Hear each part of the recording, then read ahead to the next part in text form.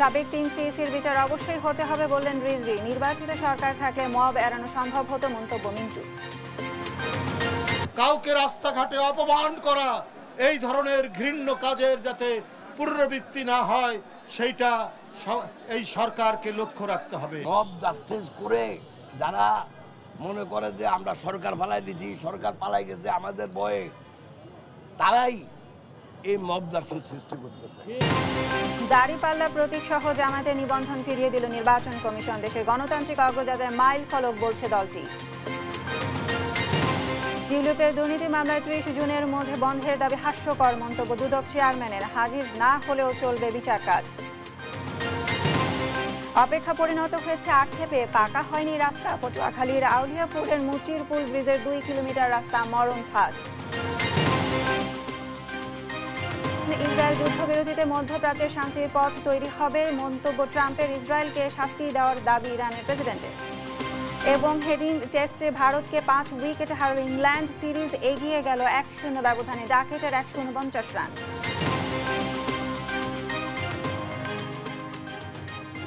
দেখছিলেন শিরোনাম সংবাদ সকালের, সঙ্গে রয়েছে আমি সাইন ইসলাম। এবার বিস্তারিত। 3 সিইসির বিচার অবশ্যই হতে হবে জানিয়ে মবের পুনরাবৃত্তি যেন না হয় তা সরকারকে লক্ষ্য রাখার আহ্বান জানিয়েছেন বিএনপির সিনিয়র যুগ্ম মহাসচিব রুহুল কবির রিজভী। সরকারের ভাবমূর্তি নষ্ট করতে ফ্যাসিস্টের দোসর পুলিশ সদস্যরা আদালতে আসামিদের নিরাপত্তা দিচ্ছে না বলেও অভিযোগ তার। আর অনির্বাচিত সরকার থাকলে মবের সুযোগ তৈরি হয় বলে দাবি দলটির ভাইস চেয়ারম্যান আব্দুল আওয়াল মিন্টুর। সাইফুল রিপনের প্রতিবেদন। নবগঠিত ব্রাহ্মণবাড়িয়া জেলা বিএনপির নেতাকর্মীদের সাথে নিয়ে মঙ্গলবার বিএনপির প্রতিষ্ঠাতা শহীদ রাষ্ট্রপতি জিয়াউর রহমানের কবরে শ্রদ্ধা নিবেদন ও মোনাজাত করেন দলটির সিনিয়র যুগ্ম মহাসচিব রুহুল কবির রিজভী। রিজভী বলেন, শেখ হাসিনার ইচ্ছামাফিক নির্বাচন করায় অবশ্যই কাজী রকিবউদ্দিন, নুরুল হুদা ও কাজী আব্দুল আওয়ালের বিচার হতে হবে। তবে তা হতে হবে আইনসঙ্গতভাবে। মব সৃষ্টিতে দলের কেউ জড়িত থাকলে তার বিরুদ্ধেও ব্যবস্থা নেওয়ার কথা বলেন রিজভী। আর কোন ধরনের বেআইনি কারো বাড়িতে আগুন দেওয়া, কারো বাড়ি ভেঙে ফেলা, কাউকে রাস্তাঘাটে অপমান করা, এই ধরনের ঘৃণ্য কাজের যাতে পুনরাবৃত্তি না হয় সেইটা এই সরকারকে লক্ষ্য রাখতে হবে। আদালত প্রাঙ্গণে পুলিশ দাঁড়িয়ে থাকে নীরবভাবে, সেখানে কি করে একজন আসামির উপর আক্রমণ হতে পারে? আসামির নিরাপত্তা তো সরকারের, তাহলে পুলিশ কি দায়িত্ব পালন করছে না? দ্রুত নির্বাচনের তারিখ ঘোষণার আহ্বানও জানান তিনি। এই সরকার জনগণের আন্দোলনের সরকার, অন্তর্বর্তীকালীন সরকার, এরা অতি শীঘ্র নির্বাচনের তারিখ ঘোষণা করে জনগণের ইচ্ছামতো সরকার গঠনের সুযোগ দেবেন। এদিকে রাজধানীর উত্তরার আজমপুরে 31 দফার গণসংযোগ কর্মসূচিতে অংশ নেন বিএনপির ভাইস চেয়ারম্যান আব্দুল আওয়াল মিন্টু। মত সৃষ্টিকারীদের আইনের আওতায় আনার দাবি জানান তিনি। একটা দেশে যদি নির্বাচিত সরকার না থাকে তাহলে সেই দেশ উন্নয়ন হয়েছে এরকম কোনো দৃষ্টান্ত আপনারা দেখাতে পারবেন না। ওই দেশে এরকমই হয় মব জাস্টিস। মব জাস্টিসের সাথে জড়িত তাদের সবাইকে আইনের আওতায় আনা হোক। কারণ মব জাস্টিস করে যারা মনে করে যে আমরা সরকার পালাই দিচ্ছি, সরকার পালাই গেছে আমাদের ভয়ে, তারাই এই মব জাস্টিস সৃষ্টি করতেছে। সংস্কার, বিচার, নির্বাচন নিয়ে বিতর্ক ছড়িয়ে নির্বাচন বানচালের ষড়যন্ত্র চলছে বলেও অভিযোগ করেন তিনি। আমাদের ভিতরে অনেকে আছেন, বিভিন্ন দল হয়তো থাকতে পারে যে আগে বিচার পরে সংস্কার, আগে সংস্কার পরে নির্বাচন, এগুলি সবই নির্বাচনকে বানচাল করা ষড়যন্ত্র। বিএনপির এই ভাইস চেয়ারম্যান বলেন, খালেদা জিয়া শুধু বিএনপির নয়, এখন দেশেরও নেতৃত্ব দিচ্ছেন। এখন তিনি বাংলাদেশের একজন রাষ্ট্রীয় নেত্রী। সাইফুল রিপন, দেশ টিভি, ঢাকা। চীন সফররত বিএনপি প্রতিনিধি দলের সঙ্গে বৈঠকের রাজনৈতিক সমঝোতা স্মারকে আগ্রহ প্রকাশ করেছেন চীনের কমিউনিস্ট পার্টির আন্তর্জাতিক বিভাগের মন্ত্রী লি জিয়াংঝাও। মঙ্গলবার বিএনপির মহাসচিব মির্জা ফখরুল ইসলাম আলমগীরের নেতৃত্বে সফররত প্রতিনিধি দলের সঙ্গে আলোচনায় এসব আশাবাদ ব্যক্ত করেন লি জিয়াংঝাও। বিএনপি নেতারা বলেন, বাংলাদেশের অবকাঠামো উন্নয়ন ও কর্মসংস্থান সংশ্লিষ্ট বিভিন্ন প্রকল্পে চীনের আরও বেশি অংশগ্রহণ প্রত্যাশা করে বিএনপি। পরে সফররত প্রতিনিধি দল চীনা কমিউনিস্ট পার্টির আন্তর্জাতিক বিভাগের ভাইস মিনিস্টার মিস সুন হাইয়ানের আমন্ত্রণে আয়োজিত মধ্যাহ্নভোজে অংশ নেন। সুপ্রিম কোর্টের আপিল বিভাগের রায়ের ভিত্তিতে বাংলাদেশ জামায়াতে ইসলামী প্রতীক সহ নিবন্ধন ফিরিয়ে দিয়েছে নির্বাচন কমিশন। একই সঙ্গে দলটির নিবন্ধন বাতিল সংক্রান্ত 2018 সালের প্রজ্ঞাপন বাতিল করা হয়। মঙ্গলবার নির্বাচন কমিশন সচিব আখতার আহমেদ স্বাক্ষরিত এক প্রজ্ঞাপনে এই তথ্য জানানো হয়েছে। এদিকে দলীয় নিবন্ধন ও প্রতীক ফিরে পাওয়ায় দেশের মানুষের গণতন্ত্র চর্চায় ও উন্নয়নে দলটি কাজ করবে বলে জানান জামায়াতের আইনজীবী মাহবুব তামিমের প্রতিবেদন। 2009 সালে রাজনৈতিক দল হিসেবে জামায়াতকে ইসির দেয়া নিবন্ধনের বৈধতা চ্যালেঞ্জ করে করা রিটের প্রেক্ষিতে 2013 সালের 1 আগস্ট জামায়াতে ইসলামের নিবন্ধন বাতিল ও অবৈধ ঘোষণা করে রায় দেন হাইকোর্ট। কোনো রাজনৈতিক দল বা প্রার্থীকে প্রতীক হিসেবে দাঁড়িপাল্লা বরাদ্দ না দিতে 2016 সালের ডিসেম্বরে নির্বাচন কমিশনকে চিঠি দেয় সুপ্রিম কোর্ট প্রশাসন। এরপর 2018 সালে জামায়াতে ইসলামের প্রতীক সহ নিবন্ধন বাতিল করে প্রজ্ঞাপন জারি করে নির্বাচন কমিশন। এরপর বহু কাঠখড় পুড়িয়েও রাজনৈতিক রোষানলে রাজনীতিতে ফিরতে পারেনি দলটি। সবশেষ বিগত আওয়ামী লীগ সরকারের আমলে 2024 সালের 1 আগস্ট জামায়াত শিবিরকে নিষিদ্ধ করে প্রজ্ঞাপন জারি করেছিল স্বরাষ্ট্র মন্ত্রণালয়। তবে গণঅভ্যুত্থানে দেশের পট পরিবর্তনে 5 আগস্টের পর নিবন্ধন ও প্রতীক ফিরে পেতে হাইকোর্টে রিট করে দলটি। শুনানি শেষে চলতি বছরের 1 জুন রাজনৈতিক দল হিসেবে বাংলাদেশ জামায়াতে ইসলামীর নিবন্ধন বাতিল অবৈধ ঘোষণা করে রায় দেয় আপিল বিভাগ। সর্বোচ্চ আদালতের নির্দেশে 4 জুন দলীয় প্রতীক দাঁড়িপাল্লার সঙ্গে বাংলাদেশ জামায়াতে ইসলামীর নিবন্ধন ফেরত দেওয়ার নীতিগত সিদ্ধান্ত নেয় ইসি। অবশেষে মঙ্গলবার দলটির নিবন্ধন ও প্রতীক দাঁড়িপাল্লা ফিরিয়ে দিয়ে প্রজ্ঞাপন জারি করে নির্বাচন কমিশন। দলীয় নিবন্ধন ও প্রতীক ফিরে পাওয়ায় দেশের মানুষের গণতন্ত্র চর্চা ও উন্নয়নে কাজ করবে দলটি, এমন প্রতিক্রিয়া দিয়েছেন জামায়াতের আইনজীবী। এই প্রক্রিয়ার মধ্য দিয়ে বাংলাদেশ জামায়াতে ইসলামী গণতান্ত্রিক রাজনীতিতে গঠনমূলক ভূমিকা পালন করবে, এটি সকলেরই প্রত্যাশা। জাতি, ধর্ম, বর্ণ, শ্রেণী নির্বিশেষে সকলেই একাকার হয়ে জামায়াতে ইসলামীর এই ন্যায় বিচার প্রতিষ্ঠার আন্দোলনে শরিক হবেন, এটাও আমরা প্রত্যাশা করি। নিবন্ধন ফিরে পাওয়াকে বাংলাদেশের গণতান্ত্রিক অগ্রযাত্রায় একটি মাইলফলক বলছেন জামায়াত নেতারা। অন্তর্বর্তীকালীন সরকারের নিরপেক্ষতার প্রতি জামায়াতের আস্থা রয়েছে বলেও জানান তারা। নির্বাচনের প্রক্রিয়া প্রস্তুতির পথে এটা তো এক ধাপ অগ্রগতি আলহামদুলিল্লাহ। গোটা জাতির লক্ষ কোটি আমাদের সুধী শুভাকাঙ্ক্ষীরা তো এই আদেশের জন্য, এই সুন্দর মুহূর্তের জন্য অপেক্ষা করছিল। বর্তমান অন্তর্বর্তীকালীন সরকারের নিরপেক্ষতার ব্যাপারে আমরা আস্থা রাখতে চাই, কারণ এটা জন আকাঙ্ক্ষার ভিত্তিতেই এই সরকার দায়িত্ব পালন করছে। নিবন্ধন ফিরে পাওয়ায় দলটির নির্বাচনে অংশ নিতে আর কোনো বাধা রইল না। মাহবুব তামিম, দেশ টিভি, ঢাকা। জাতীয় অর্থনৈতিক পরিষদের নির্বাহী কমিটির একনেকের সভায় 8,974 কোটি টাকার 17 প্রকল্প অনুমোদন দেওয়া হয়েছে। মঙ্গলবার পরিকল্পনা কমিশন চত্বরের এনইসি সম্মেলন কক্ষে প্রধান উপদেষ্টা ও একনেক সভায় এ অনুমোদন দেন প্রধান উপদেষ্টা। সভা শেষে এক বিজ্ঞপ্তিতে এ তথ্য জানিয়েছে পরিকল্পনা মন্ত্রণালয়। এতে বলা হয়, জাতীয় অর্থনৈতিক পরিষদের নির্বাহী কমিটির সভায় 8,974 কোটি 28 লাখ টাকা ব্যয়ে 17টি প্রকল্প অনুমোদন দেওয়া হয়েছে। এর মধ্যে সরকারি অর্থায়ন 3,180 কোটি 34 লাখ টাকা, প্রকল্প ঋণ 5,563 কোটি 43 লাখ টাকা এবং সংস্থার নিজস্ব অর্থায়ন 230 কোটি 51 লাখ টাকা। এর মধ্যে নতুন 11টি, সংশোধিত 5টি এবং মেয়াদ বৃদ্ধির 1টি প্রকল্প রয়েছে।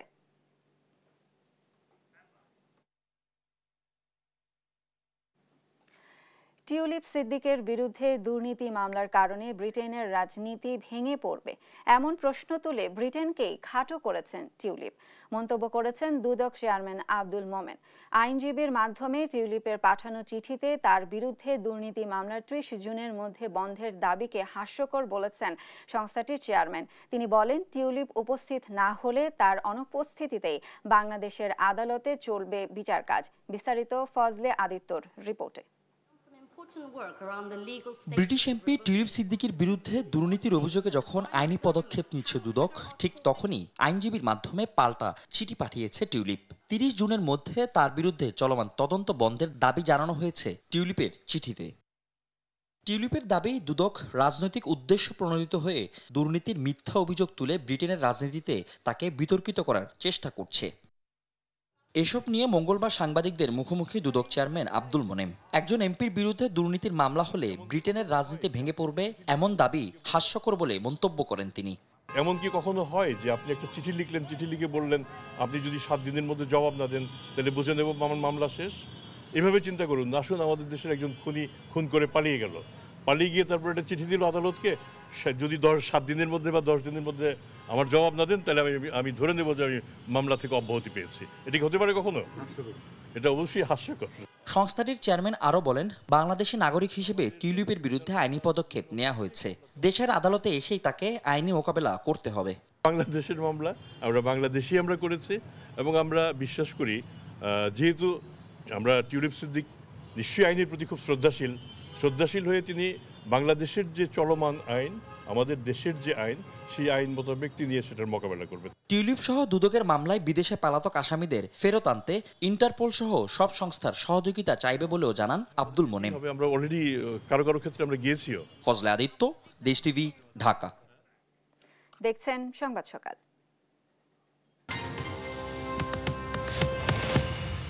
আজ বিশ্ব পরিবেশ দিবস। এবারের প্রতিপাদ্য প্লাস্টিক দূষণ আর নয়, বন্ধ করার এখনই সময়। পরিবেশ রক্ষা ও জলবায়ু সচেতনতায় বিশ্বজুড়ে এই দিনটি পালন করা হচ্ছে। এ নিয়ে আরও জানাতে পঞ্চগড় ও টাঙ্গাইল থেকে সরাসরি যুক্ত হচ্ছেন আমাদের সহকর্মীরা। শুরুতে রাশিদুজ্জামান বাবু ও অভিজিৎ ঘোষ। শুরুতে চলে যাচ্ছি পঞ্চগড়ে। বাবু, দিবসটি উপলক্ষে কি কি আয়োজন রয়েছে এবং আমাদের বিস্তারিত নিয়ে জানাবেন। শুভ সকাল আপনাকে। আসলে আজকে বিশ্ব পরিবেশ দিবস। এই পরিবেশ দিবসে আসলে পরিবেশের ভারসাম্য রক্ষার্থে সরকারি এবং বেসরকারিভাবে নেওয়া হয়েছে নানা উদ্যোগ। এই উদ্যোগ নেওয়ার পরেও কিন্তু আসলে পরিবেশ যে দূষণ, সেই দূষণ কিন্তু কিছুতেই রোধ করা যাচ্ছে না। আজকে কিন্তু বিশ্ব পরিবেশ দিবস উপলক্ষে সকাল থেকে কিন্তু আমরা দেখেছি যে বর্ণাঢ্য শোভাযাত্রা, ইতিমধ্যে কিন্তু আপনারা দেখতেছেন যে বর্ণাঢ্য শোভাযাত্রা শেষ হলো। এরপরে কিন্তু আমরা দেখছি যে উপরে যারা প্রশাসক সম্মেলন কক্ষে কিন্তু আলোচনা সভা শুরু হবে। এই আলোচনা সভা শুরু হওয়ার পরে কিন্তু আসলে আজকে দিনের যে কর্মসূচি, নানান কর্মসূচি, সেই কর্মসূচি রয়েছে। আমরা কথা বলবো বাংলাদেশ পরিবেশ আন্দোলনের পঞ্চগড় জেলা শাখার সাধারণ সম্পাদক জুয়েলের সাথে। আপনার কাছে জানতে চাই যে আজকে যে পরিবেশ দিবস, আপনার কি বার্তা দিচ্ছেন? আজকে বিশ্ব পরিবেশ দিবস সারা বাংলাদেশের ন্যায় বাংলাদেশ পরিবেশ আন্দোলন পঞ্চগড় জেলা আঞ্চলিক শাখার আমি আজহারুল ইসলাম জুয়েল, সাধারণ সম্পাদক, একটা বার্তা দিতে চাই যে আমরা সবুজ পৃথিবী গড়তে সারা বাংলাদেশের বাপার কর্মীরা, সদস্যরা সবসময় সক্রিয় আছেন এবং সারা বাংলাদেশকে পলিথিন মুক্ত বাংলাদেশ গড়ে আমাদের সবুজ একটা পৃথিবী গড়ে তুলব। পরিবেশ বিধ্বংসী যত কার্যকলাপ থেকে জনগণকে সচেতনতামূলক কার্যক্রম পরিচালনা করব এবং সুন্দর বাংলাদেশ, দূষণমুক্ত বাংলাদেশ গড়ে তুলতে। ধন্যবাদ আপনাকে। আমরা শুনছিলাম আসলে পরিবেশ আন্দোলনের যে আঞ্চলিক সাধারণ সম্পাদক রয়েছে জুয়েলের কাছ থেকে।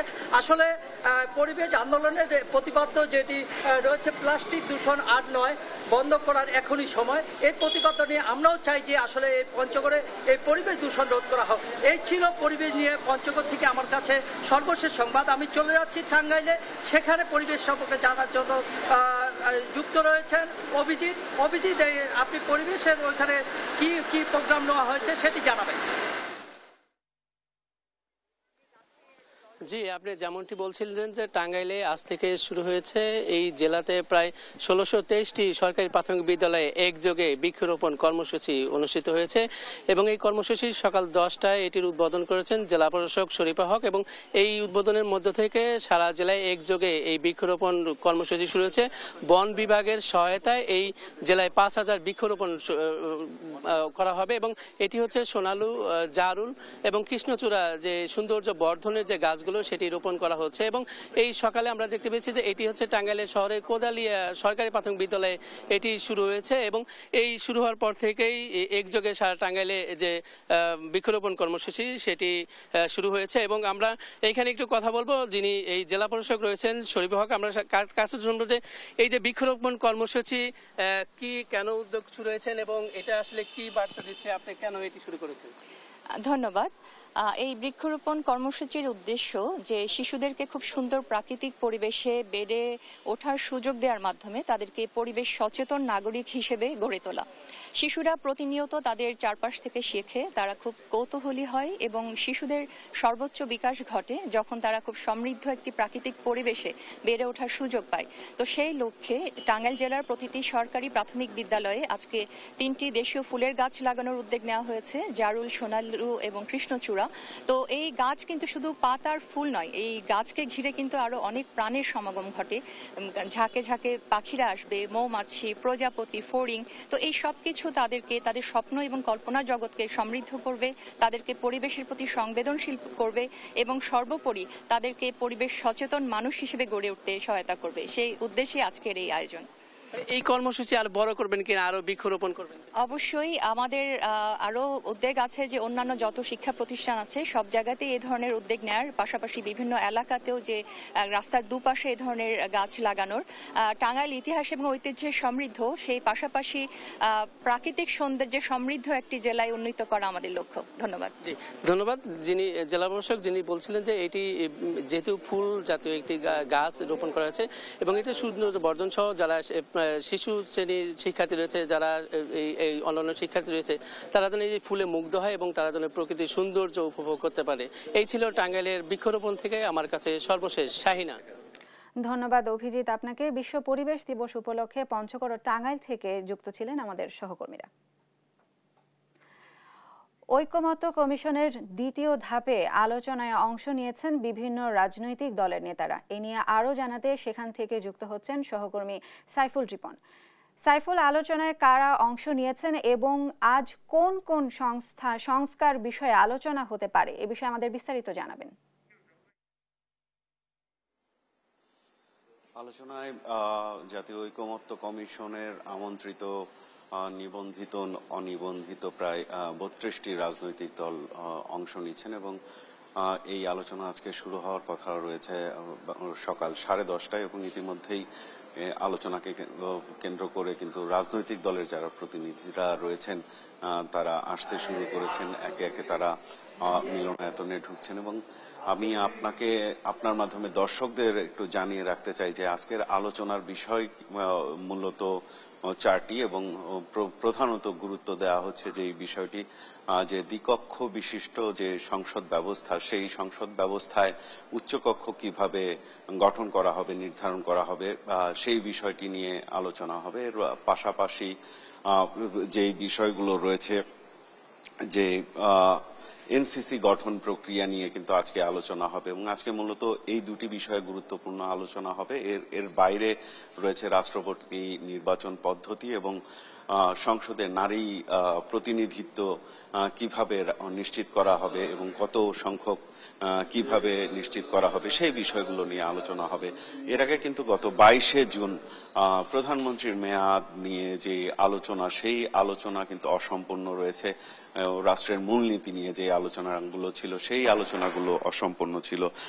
যদিও আজকের যে আলোচনার বিষয়বস্তু, সেই আলোচনার বিষয়বস্তুতে কার্যতালিকায় সেই বিষয়গুলো রাখা হয়নি এবং গত 22 জুনের যে আলোচনা, সেই আলোচনায় প্রধানমন্ত্রীর মেয়াদ এবং রাষ্ট্র পরিচালনার মূলনীতি নিয়ে যেই দ্বিমতগুলো ছিল, সেই দ্বিমতগুলো কাটিয়ে ওঠার জন্য রাজনৈতিক দলগুলো নিজেদের দলীয় ফোরামে এবং রাজনৈতিক দলগুলো নিজেদের মধ্যে আলোচনার জন্য কিন্তু 2 দিন সময় পেয়েছে এবং এর মাধ্যমে জাতীয় ঐকমত্য কমিশনের যারা সদস্যরা রয়েছেন তারাও নিজেদের মধ্যে আলোচনা করেছেন সেই বিষয়গুলো একটা ঐক্যের জায়গা তৈরি করা যায় কিনা। তো আজকের যে আলোচনার বিষয়গুলো সেগুলো হচ্ছে এই দ্বিকক্ষ বিশিষ্ট সংসদ ব্যবস্থার যেই উচ্চকক্ষ কিভাবে গঠন করা হবে সেই বিষয়টি এবং এনসিসি গঠনের বিষয়টি আবার আলোচনায় আসছে এবং সেই বিষয়গুলো নিয়ে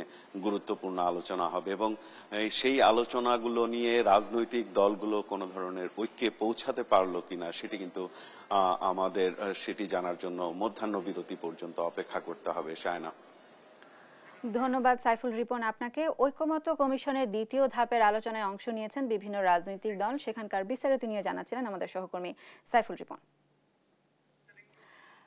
মুন্সিগঞ্জে কৃষকরা হিমাগারে আলু সংরক্ষণের জায়গা পায়নি, এতে নষ্ট হচ্ছে আলু ও বাজারে ভালো দাম পাওয়া যাচ্ছে না। বিস্তারিত জানাতে সরাসরি যুক্ত হচ্ছেন আমাদের সহকর্মী সুমিত সরকার। সুমন, আলু সংরক্ষণে কৃষি সংস্কার অধিদপ্তরের পক্ষ থেকে কোনো উদ্যোগ নেওয়া হয়েছে কিনা সেখানকার বিস্তারিত নিয়ে আমাদের জানাবেন।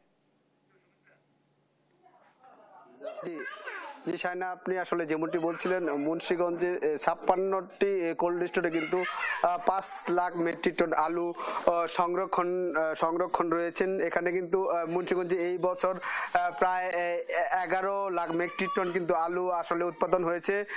যেই পরিমাণ আলু উৎপাদন হয়েছে সেই পরিমাণ কিন্তু সংরক্ষণ করার কোনো কোল্ড স্টোর নেই। সেই কারণে কিন্তু এখানকার যারা কৃষক রয়েছেন তারা কিন্তু কোল্ড স্টোরে জায়গা না পেয়ে কিন্তু তারা সনাতন পদ্ধতিতে কিন্তু আসলে তাদের বাড়িতে মাচা করে আসলে সনাতন পদ্ধতিতে আলু সংরক্ষণ করেছেন। আর এইভাবে আলু সংরক্ষণ করার কারণে কিন্তু এখানকার আলু কিন্তু নষ্ট হয়ে গিয়েছে বলে আমরা এখানে এসে দেখেছি। এখানে আমি এখন রয়েছি টঙ্গিবাড়ির রংমেহর এলাকায়। এই এলাকায় প্রায় প্রতিটি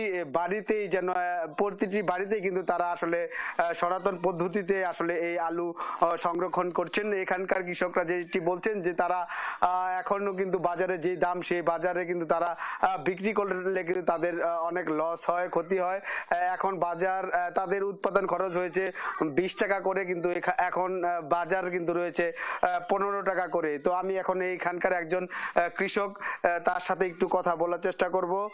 আপনি একটু জানাবেন এই সনাতন পদ্ধতিতে আলু রাখলে কি আপনাদের নষ্ট হয়ে যাওয়ার সম্ভাবনা থাকে কিনা? হ্যাঁ, এভাবে আলু রাখলে নষ্ট হয়ে যায়। আমাদের এই যে আলু রাখা হয়েছে আরো বেচার কথা ছিল আরো 1 মাস আগে, কিন্তু সে আলু বেচতে পারে না বিদায় আলু পয়সা নষ্ট হয়ে গেছে, অনেক আলু নষ্ট হয়ে গেছে। হ্যাঁ, তো কোল্ড স্টোরে আপনারা কি জায়গা পাননি? হ্যাঁ, কোল্ড স্টোরে লোড হয়ে গেছে, কোল্ড স্টোরে জায়গা পাওয়া যায় না, যার কারণে ঘরে আলু রাখতে হয়েছে। ধন্যবাদ আপনাকে। আসলে আপনি যেমনটি শুনলেন, এখানকার কৃষকরা কিন্তু বলছেন যে কোল্ড স্টোরে জায়গা না থাকার কারণে কিন্তু তার সনাতন পদ্ধতিতে বাড়িতেই তারা আসলে আলু রেখেছেন, আর এই কারণে আলু কিন্তু পচে নষ্ট হয়ে যাচ্ছে বলে আমাদের এখানকার কৃষকরা জানিয়েছেন। তো এই ছিল আমার কাছে মুন্সিগঞ্জের টঙ্গিবাড়ি থেকে আলুর সবশেষ খবর। শায়না, ধন্যবাদ সুমন আপনাকে। আলু সংরক্ষণে নানা জটিলতার বিষয়ে মুন্সিগঞ্জ থেকে জানাচ্ছিলেন আমাদের সহকর্মী সুমন। দেখছেন সংবাদ সকাল। এবার ইরান ইসরায়েল যুদ্ধ প্রসঙ্গ।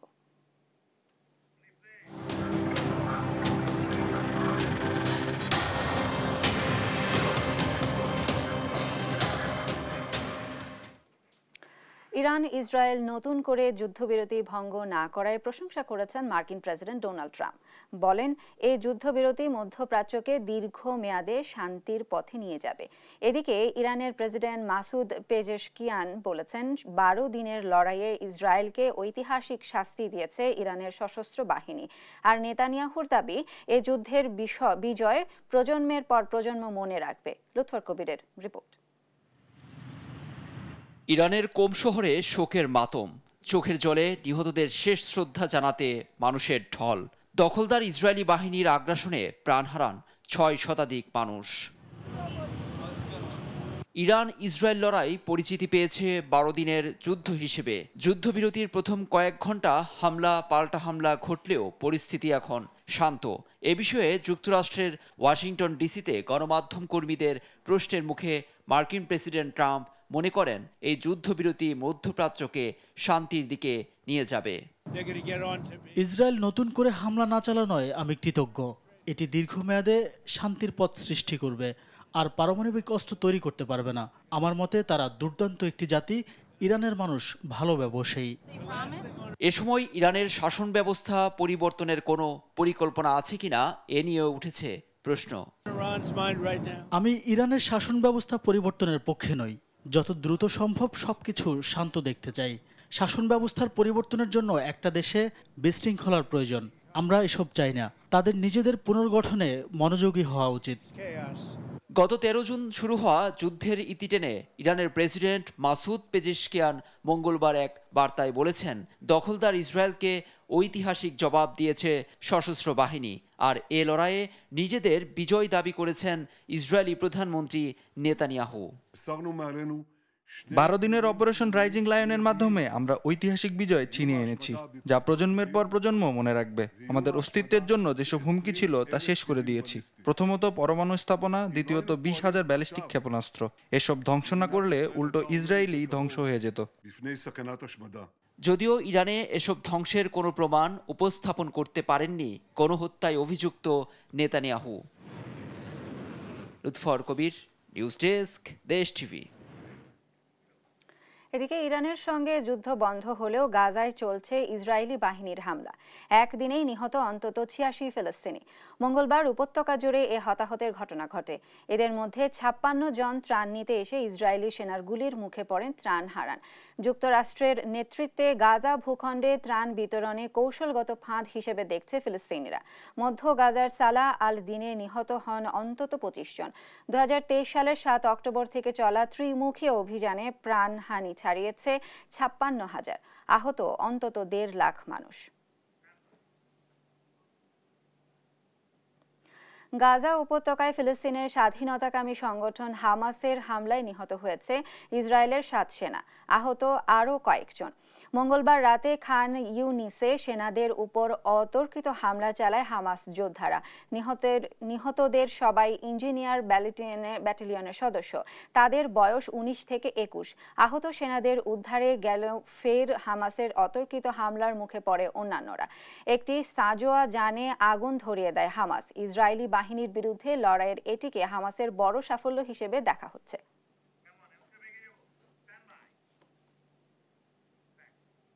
দেখছেন সংবাদ সকাল।